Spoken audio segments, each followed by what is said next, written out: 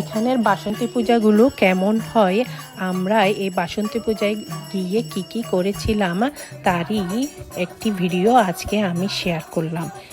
এই দেবালয়ে একটা মন্দিরে এখানে প্রায় পহেলা বৈশাখ আর বাসন্তী পূজা একদিনেই উদযাপন হয়েছে। তো আমরা ওইটিতে গিয়েছিলাম, খুব সুন্দর হয়েছে। এখানে দেখুন কয়েকজন মিলে এখানে কীর্তন করছে, অনেক ধর্মীয় গানও করেছে, ওইদিকে পূজাও হচ্ছিল। তো আমরা এগুলো সব দেখে আমরা অন্য জায়গায় গিয়েছিলাম, দেখুন কেমন হয়।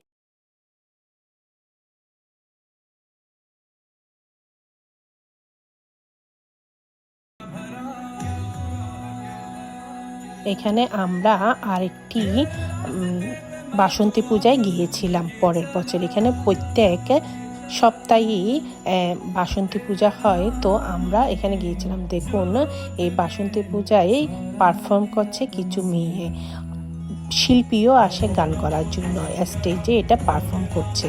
তো আমরা বাসন্তী পূজায় গিয়েছিলাম পরের সপ্তাহে, আগেরটি ছিল প্রথম সপ্তাহে, তারপরেরটাতে গিয়ে পরের সপ্তাহে গিয়েছিলাম অন্য একটি অনুষ্ঠানে বাসন্তী পূজায়। দেখুন পারফর্ম করেছে মেয়েরা, এখানে একটি মহিলা পারফর্ম করছে, একটি নৃত্য করছে, এটা দুর্গার উপলক্ষে।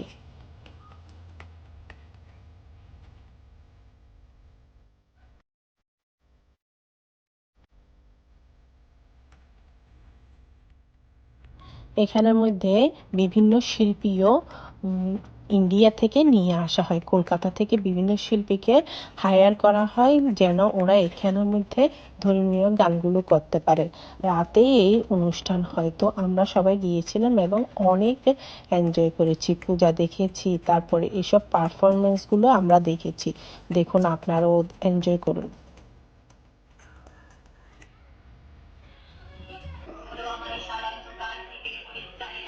এখানে একটি ধর্মীয় বাসন্তী পূজায় দুর্গার উপলক্ষে একটি নৃত্যনাট্য হচ্ছে। কয়েকজন শিল্পী মিলে, ওদেরই সংগঠনের শিল্পী মিলে ওরা এটা নৃত্যনাট্য করেছে, আমরাও এনজয় করেছি। দেখুন তখন তাহার শরীর কোষ হইতে শিবা দেবী আবির্ভূত হইয়া কহিলেন, শুম্ভ দৈত্য কর্তৃক স্বর্গ হইতে বিতাড়িত এবং নিশুম্ভ দৈত্য কর্তৃক যুদ্ধে পরাজিত দেবগণ মিলিত হইয়া আমার স্তব করিতেছেন। পার্বতীর দেহ কোষ হইতে উৎপন্ন বলিয়া আমি ত্রিভুবনে কৌশিকী নামে খ্যাত। কৌশিকী দেবী বাহির হইয়া আসিলে পার্বতী দেবী কৃষ্ণবর্ণা হইয়া গেলেন এবং হিমালয়ে বাস করিতে লাগিলেন।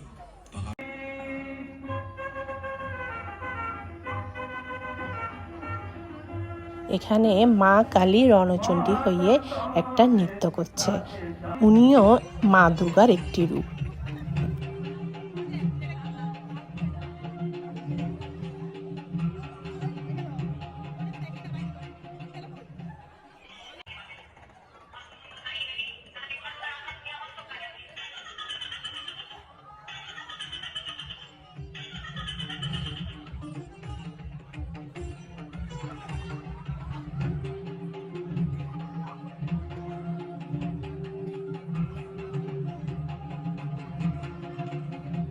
নৃত্যনাট্যটি খুব সুন্দর হয়েছিল। দেখুন এখানে শিব ঠাকুর এসেছে, কিভাবে ওরা নৃত্যনাট্যটি পরিচালনা করেছে, দেখুন খুব সুন্দর হয়েছে, তাই না? আমাদের এখানে বিভিন্ন প্রোগ্রাম হয়, এরকম নৃত্যনাট্য হয়, বিভিন্ন শিল্পীরা যোগদান করে, গান হয়, অনেক কিছুই হয়, আমরা সবসময় এগুলো দেখতে যাই।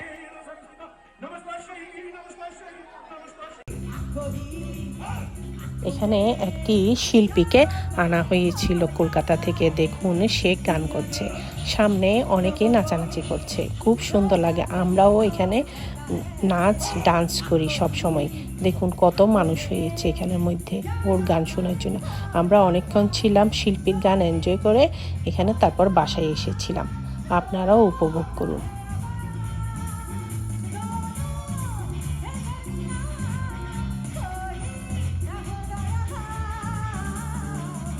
যদি আপনাদের এই ভিডিওটি ভালো লাগে তাহলে আপনারা লাইক, কমেন্ট এবং শেয়ার করবেন। সবাই ভালো থাকবেন। নমস্কার।